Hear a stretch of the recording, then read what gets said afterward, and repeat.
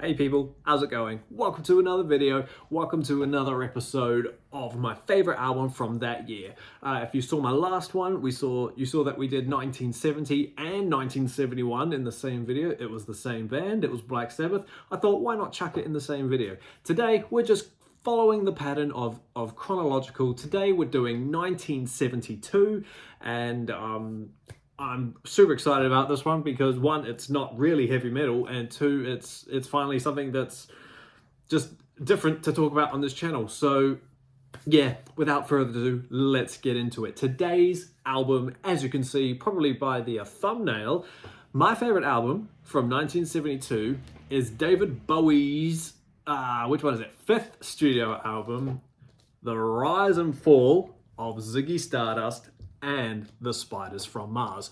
First of all, that title, it's up there with one of the longest titles I've heard. I could think of a few other ones quickly, but Ziggy Stardust, The Rise and Fall of Ziggy Stardust and the Spiders from Mars is just, it sounds like an epic name to an epic film, and it is really an epic album. Ziggy Stardust, obviously we're just going to call it Ziggy Stardust. Ziggy Stardust came out on June 16, 1972, which was my birthday, except I wasn't alive in 1972. I wasn't around till 20 years later. But yeah, I didn't know that came out on my birthday. I always tried to look for iconic things that I shared my birthday with, and all I could find was Tupac's birthday and Grease opening in theaters. But anyway, aside from that, Ziggy Stardust was released on June 16 on what record company was it? Through RCA Records. Of course, I've got a list of little fun facts in front of me, so that's what I'm looking at. But yeah, it's his 5th album. This is the one that took him pretty much, through mega stardom. Hunky Dory, did well, but this one really just blew the top off and really introduced David Bowie to the world. It encapsulated so much of him as an artist, him as a musician, and just really, like, it's such a interesting album compared to Hunky Dory.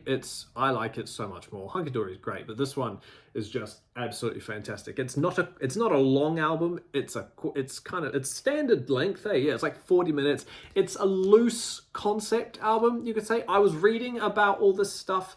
Is it concept? Is it not concept? Apparently, it is. Obviously, it's telling the story of, what is it? The Rise and Fall is about a bisexual alien rock star named Ziggy Stardust, and it was not initially conceived as a concept. Most of the story was written after the album was written. So it's like they wrote the songs and then adapted the story to it afterwards, which is an interesting take on it. But yeah, so the story of the loose concept story of this album, obviously you have Ziggy Stardust, who's an alien who comes down from space. What's the first track on here? 5 Years, which is a song told through the eyes of a child, I'm pretty sure, who's watching the news and being told they've only got 5 years until the world ends, pretty much. And then through the album, tells the story of Ziggy Stardust coming to Earth to save them, and then he ends up getting lost in himself. He succumbs to stardom, more or less. There's a whole wiki page of this album. There's a really brief snippet of the story, and it gives you little, inklings as to what song is about what. But like I say, that I just gave you the gist of what Ziggy Stardust, the album, is. It's a great story. It's really fun. But yeah.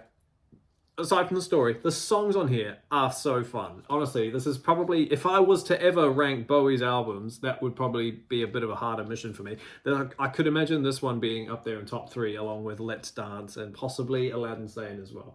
But yeah, like I said before, the first song in this album is a song called 5 Years, which tells the story about a little boy watching the news being told that the Earth will end in 5 years. That's a fun song. I like that it starts off in real typical Bowie fashion. It's almost spoken, and then by the end of it, it gradually gets more, I don't want to use the word aggressive, but it gets more in your face as Bowie would. And then by the end of it, you've got him shouting the chorus, 5 years. It's a fun little song. I love it. And then it morphs into Soul Love, which took me a few listens to realized that it's 2 different songs. That one's fun as well. And then there's a lot of singles off this one. There's a lot of well-known good songs off here. You have Moon Edge Daydream, which comes on next.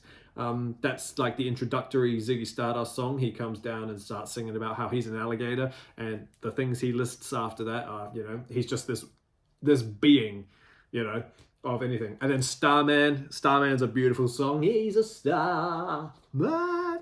Fantastic song, very, very cute. It Ain't Easy was fun as well. It's got like this calm vocal, it's got this calm verse, and then the chorus is like choir-like and real out of nowhere. It's really, really fun. Lady Stardust is another awesome one. Lyrically in that, it questions like Ziggy Stardust's sexuality and stuff like that. The lyrics talk about like, he puts on his makeup and he does this, but she, or he refers to himself like as he's and she's. So yeah, there's pronouns all over in that place.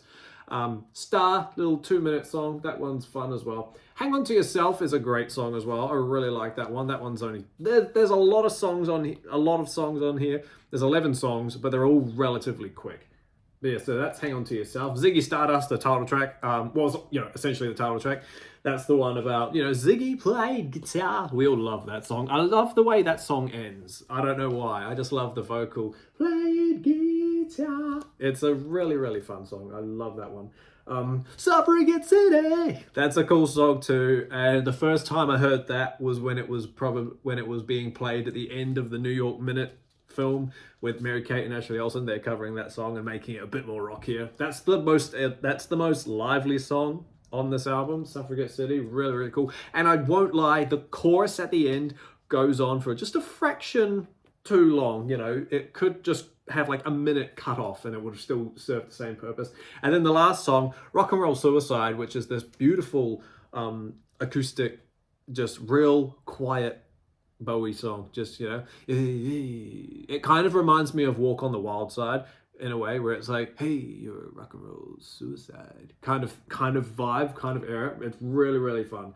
But yeah, track listing, easily favorite album from 1972 is The Rise and Fall of Ziggy Stardust. I would have claimed that I don't know a lot of 70s music, so I definitely don't know a lot of 1972 music, but what would beat Ziggy Stardust? Let's be honest. Let me know down below what your favorite album of 1972 is. Is it this one? Is it something else? Is it something completely different? Get the conversation flowing. This is what I love.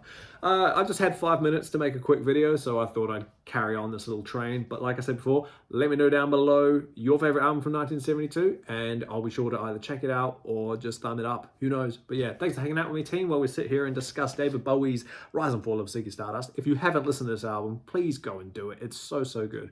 But yeah, hang out for 1973, and but yeah, until that happens, everybody, stay inside, stay safe. I think it's about to rain, but yeah, stay inside, stay safe, and I'll see you all in the next video. See you later.